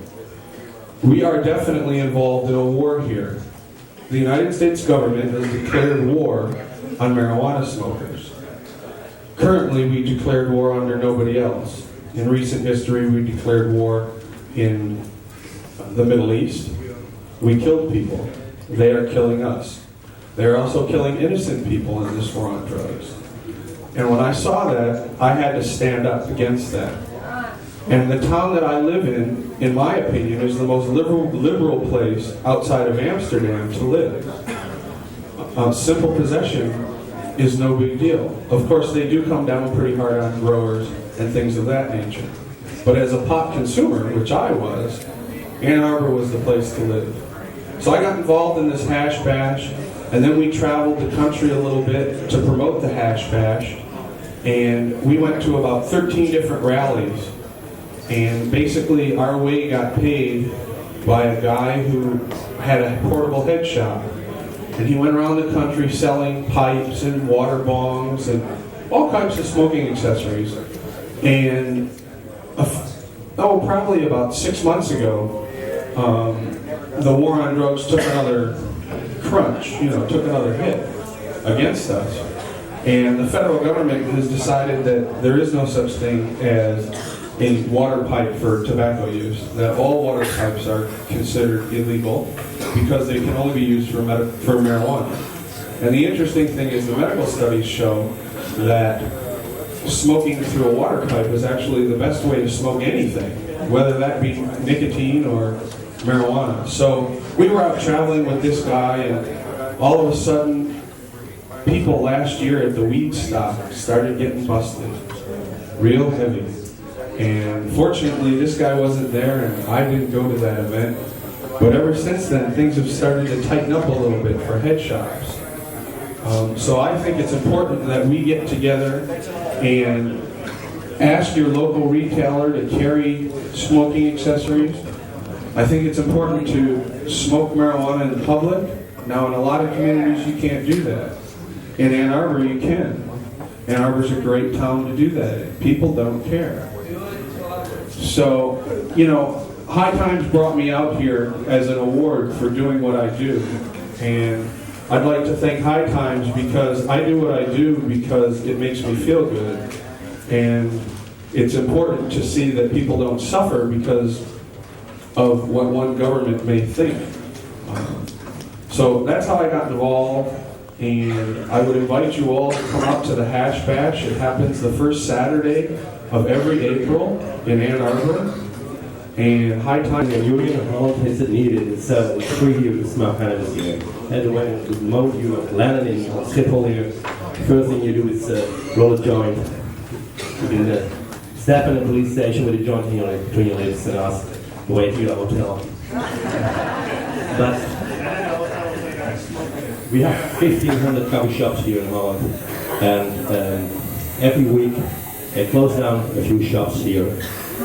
And 1.5 years ago, the situation in Holland was changing. A former minister of justice started a war on drugs because the pressure from the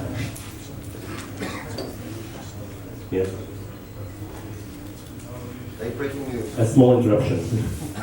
Excuse me, I'm sorry to interrupt council, but I'd just like a show of hands. How many people have not voted? Wow. Okay, what I want to do is keep your hand up. I'll go around the room. I'm going to hand you a ballot.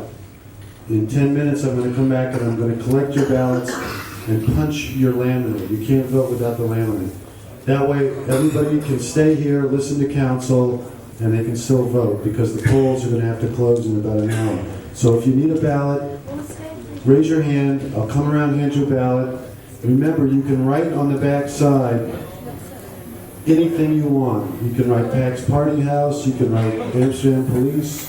You can write Big Town of Normal. You can give anybody you want a cup. So, sorry for the interruption. Just keep your hands up if you want a ballot.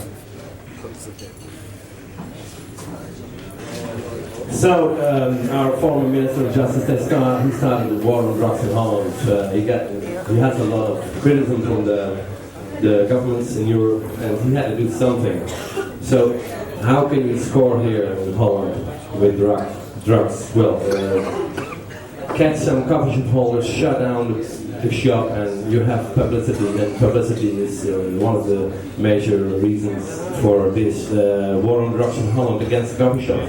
That's why we started a union 1.5 years ago. 1 year ago now. We just 1 year, and we ignored 1 year by the government because they don't talk with criminals. The IRT. It is unbelievable what they did. There is a group of police. There's a police force here in Holland, and they created a criminal organization to deal hundreds, thousands kilos of cannabis, and here's 40 tons of cannabis legal. And just what I want to ask, where's the 75 million guilders? Who has that in his pocket? And it's unbelievable what's happened here. But the coffee shop here is something that's going worse and worse and worse. So we started a union because we want to talk with the government. We want to talk with the authorities here in Amsterdam. And we ignored for 1 year. They don't want to talk with criminals, of course. We are criminals in their eyes. And so after 1 year now, I had my first official meeting last week, and my agenda for the coming weeks is very hopeful. We start talking with the authorities, and we start to create a perfect system for cannabis retailers here in Holland. And it's just a start, but we have a lot of confidence in the future, because we want to give the coffee shops a permanent position here in Holland, and we want to have an official permit to sell cannabis, and that it is really legal here in Holland. So we have a lot of work to do, and the things are developing very, very positive. And for next year, for the cannabis trophy, the high-tech trophy, I think maybe the situation is so changed that we have all a license for a shop, for a coffee shop here in Holland. Thank you. I'll tell you, about 8 months ago, I became aware of a situation that I had no idea in my 54 years of life till then, that our prisons were filling up at such a rapid rate that they were 3.5 times the size in every state than they had been in 1980. Where we had 300,000 Americans in prison in 1980, we suddenly, in 1994, we have over 1 million in prison, and another 1 million in jail. Jail's a year or less, prison's a year or more. So I said, gee, that's really strange. And who's pushing that? Who's making those prisons go up? 16 new $200 million prisons in California in 15 years. Throughout the United States, the prison industry is the biggest industry, building industry, we have going on in America. We forget we're a commodity. We're the outlaw that's causing all those taxes. All those taxes to be paid building these $200 to $400 million prisons. And who are they putting in there? 70% of the people in prison are in prison for crimes that were not against the law anywhere in the world before 1914. 70% of those people in crimes, for every one of you, I'm damn sure has done at least 100 or 1,000 times in your life, and witnessed 1,000 more times. So they're building these prisons for us, and they're building. Listen, they just started in California and other states. They have this new 3 strikes and you're out, and they sold it to the public as a violent crime initiative. But you could do anything. Your 3rd strike could be for over an ounce of pot for any reason, and you're in jail for 25 years. No parole, no probation. And you don't have to do one violent crime. It's sold to the people as a violent crime. Well, the thing was, where is this money coming from? Where's the money coming from for these laws to give the governors and the attorney generals and the legislators the money to pass these laws? Who gives the most amount of money to pass these laws to build prisons? World bankers. No. Single people. No. I'll tell you who gives the money. It surprised the hell out of me. The Prison Guard Association of America. The Prison Guard Association of America gives more money to the governor of our state, California, to run for re-election, to pass and sign this 3 strikes and you're out, and not 3 violent strikes like it was sold to the California and the American public as, but just 3 strikes. And we're on those strikes. Pot smokers, growers are considered a violent crime. Drug crimes are violent crimes. Sickening. So, who's the number 2 contributor after prison guards are the number 1 contributor all over the United States since 1980, when a new guy took over their magazine. They went out to all the all the prison guards in the United States, and he showed them how to run the government, run the politicians, run the governor, run the attorney general, and make them all vote more prisons, more prisons, more prisons, more prisons. And who are you doing it for? The Prison Guard Association. And the next one, the next biggest money in line is the prison builders. Bechtel and corporations like this who have $6 to $10 billion each in contracts to build prisons into the next century.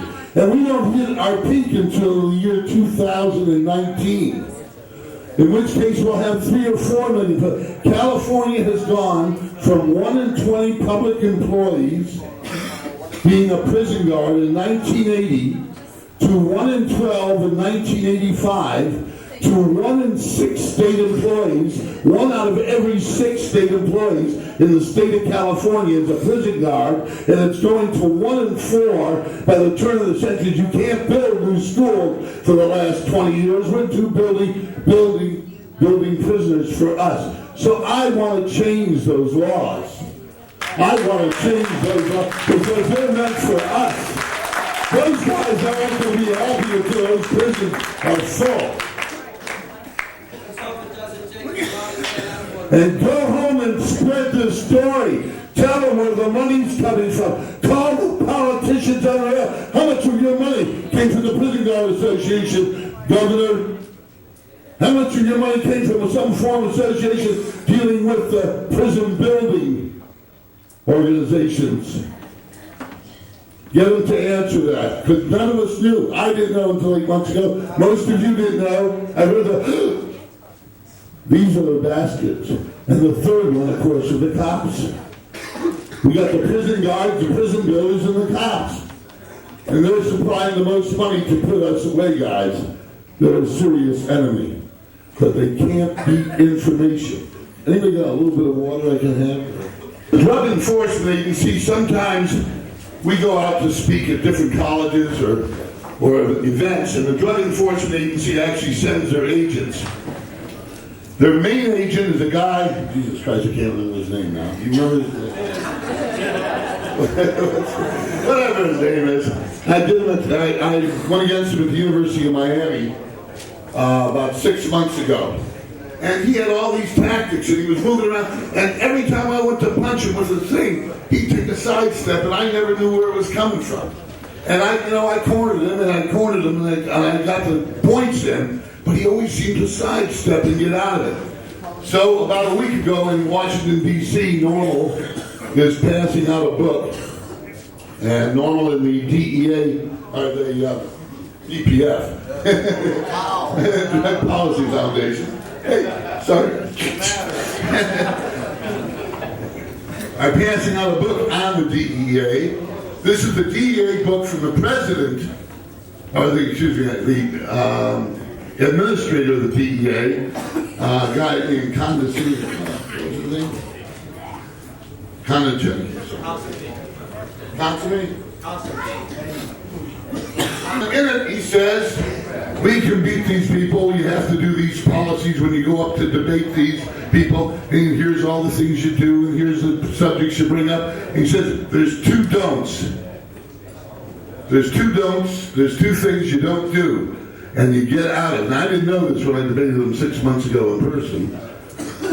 But here's the 2 things you don't do. As soon as they bring up medical, change the subject, get off it. If they bring up medical for cancer, chemotherapy, or for asthma, glaucoma, don't argue, don't talk. Change the subject, get off the medical. That's the advice the DEA head gives to the DEA agents to fight us. Don't get into the medical. Keep brushing it aside. Go back to the dangers of the drug. Don't let them get into the medical. The second thing is, don't let them get you into industrial hemp. That's exactly their words. It's precisely their words. Don't let them get you talking about industrial hemp. The 2 most important things we got going for us in getting everybody's attention are the 2 things the DEA doesn't want to talk about, wants their agents to avoid talking about, getting involved with, and to change the subject when it's brought up. And that's the medical, from glaucoma to chemotherapy to asthma to anorexia, in my case. And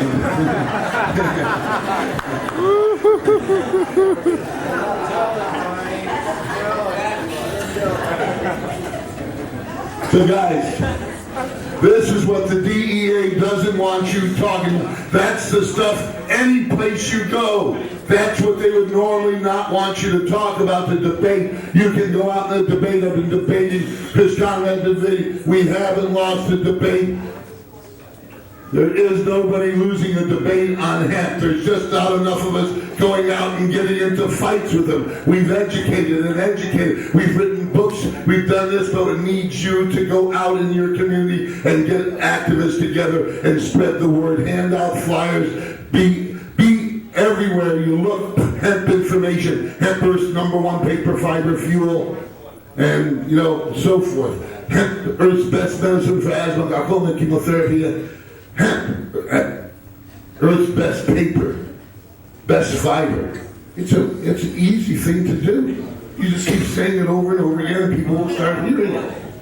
The third thing, in California in 1972, my partner, a guy sometimes you hear me talk about, is Captain Ed Adair, was working on a marijuana initiative along with a bunch of other people. They were all volunteers. In California, if the governor doesn't act, and you don't have this in most of the eastern states, if the governor or the legislature doesn't act, any citizen can go in, file for $200 an initiative stating a new law, bypassing the legislature, bypassing the governor. Doesn't need their approval, doesn't need anything from them. The law goes into effect over their objection, whether they want it or not, and most of the time that law passes, it goes into effect. Okay, in California we started doing an initiative. They had a volunteer initiative. That means they didn't pay any of the petitioners. They went and asked for volunteers, and volunteers in 1972 came to California, and in 5 months collected over 500,000 signatures. My partner's store, which was a signature gathering place for the San Fernando Valley, got about 140,000 signatures. Well, that's what I learned. That's how I got involved in this movement. I learned to be a petitioner. I'd go out and stand at the supermarket, the shopping center, and say, "Hi, you're a registered voter." And I learned a lot of this information from the talks and conversations I had, and I passed on in front of these supermarkets and shopping centers and collecting signatures. That's what Captain Ed and I did. We were signature collectors, and we were the best ones. We worked for Normal in those days, and we were the best signature collectors. In 1980, we went our separate way. Normal wasn't interested in hemp at that time, and I'd say it's about the Normal then, and neither was High Times at that time. And my partner and I went off on our own. We formed an initiative. Our initiative, which we have a legal right to do in California, I will give you the brief of it. I'm going to ask you to think about coming to California or sending some help to California. We start petitioning, actually collecting signatures, May 15th, 1995. We must be finished by October 15th, 1995. In 21 years, we have never asked the public for real help. This time I'm asking. In 21 years, my partner, myself, people like Chris Conrad, Richard Davis, funded this whole thing out of our own pockets. We're asking you to join us. We've never asked in 21 years. And we're asking you now. Our initiative will have all laws or policies to the contrary notwithstanding, which means that all the laws on the books fall before this law right now. All laws or policies to the contrary notwithstanding. And then the next one says that adults 21 years or older shall not be punished criminally, be denied any right or privilege, be subject to any permit, license, requirement, or fine for personal possession, consumption, transportation, or distribution of hemp. 4, 1, industrial hemp purposes. 2, medical hemp purposes. 3, nutritional hemp purposes. 4, personal use by adults 21 years or older shall not be punished criminally. That all people currently in prison in the state of California will now get out and have their records wiped clean. We have the power in California to write it, to do it, and we wrote it with the best lawyers in the country. We made it sing. We made every verse of it sing. Industrial, medicinal, nutritional, and personal use in private by adults 21 years or older, and you can grow up to 48 ounces of bud. Not leaf. Leaf you can grow whatever grows, but only bud per year. After 48 ounces, you're not a criminal, but you will get fined if you get caught. 48 ounces per person. You have to, after 48 ounces, get a permit like Gallo Wine to be a hempery, like a winery, and you would be activated under the wine laws of California from there on in. So, in California, you're allowed to grow up to 200 gallons of wine with no license, no permit at the end of Prohibition. And now we'll be able to grow 48 ounces of bud a year legally, and if you want to grow as much as Gallo, you'll have to pay a $200 fee. Sounds good. Sounds good. So, everybody out of jail, everybody, 126,000 Americans minimum are in prison today, and another 100,000 are in jail for marijuana. So, help us get them out. Help us get them out. This is an initiative that can do it. From May until October, we need all the people that live in California to come out to California and come to work. We've got a shopping center that needs you with a petition board. So call me, ask me any questions, come up to me. Thank you very much. Hope to see you. As Peter said, that we've had a lot of changes in Normal in the last 2 years. For those of you who do not know or are not familiar with Normal, Normal will be 25 years old next year, which is 24 years too long to take to get this done. But this is something that I think that we have seen in the last year or so, that as the marijuana reform movement has taken off, as the hemp movement has taken off, as the medical cannabis movement has taken off, we've seen a renewed interest in Normal and support from the community around the country. And 2 years ago, when I got to Washington, Normal was on the verge of eviction. It had a staff of one, Alan St. Pierre, who's, thank God, is still there, and without him there would not be a Normal. And we didn't have a functional bank account, because the bank account had so many liens against it that they didn't even know how many there were. And we were in the middle of a very long-running battle with the IRS. Today we have settled with the IRS on a convenient payment plan that takes Normal out of the danger list there with the IRS. We have virtually paid off all of our other creditors. We have we moved in last year into out of a place we were about to be evicted of into a new office in the middle of Washington, the business area in Washington. Just about a month ago, we had a change in our board of directors, and we have a new board of directors that I'd like to run down the list with you, if I may. First off, the chairman of the board is Dr. Professor Grinspoon, who's the author of Marijuana and Forbidden Medicine, who's at Harvard Medical School. Another member is Dr. John Morgan, who's the City University of New York Medical School Professor of Pharmacology, who's the author of the Merck Manual section on drugs of abuse. And then Ann Drean, who's the Secretary of the Federation of American Scientists, and the author of quite a number of books and articles, and co-author of the television series Cosmos with her husband Carl Sagan. Go up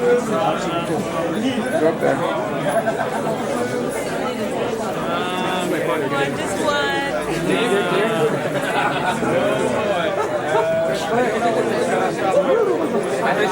Where's those? What is it? Is that? Take one with you, darling, in case he has one. How much? You killed her. And it's hemp seed oil, huh? Yeah. I don't know what that is. Can I pay in Russian rubles? People to get it going, so bear that in mind and be in touch with us. Actually, what I wanted to mention, though, is that Larry Dupre, a Canadian who was here, apparently had some kind of occurrence last night. And I was just wondering if anybody knows how he's doing. Has anybody seen Larry Dupre today? Because I understand he had some kind of medical situation come up last night. Get a hold of Val. Well, since I don't know, I don't want to like go anywhere with it, but Barry, any thoughts? I hate you well. Just briefly, my name is Jeffrey Stonehill from the San Juan Islands of Washington State. And if anybody here is working on or wishes to work on or linked up with people that are working on fuel and fuel for cars and fuel, etc., then talk to me about that. Or paper, manufacturing of paper that intrigues you or you're involved in that, then come see me. Thanks. Orange varieties, right?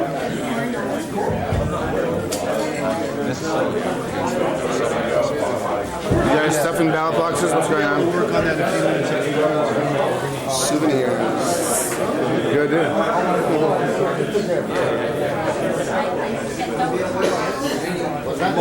idea.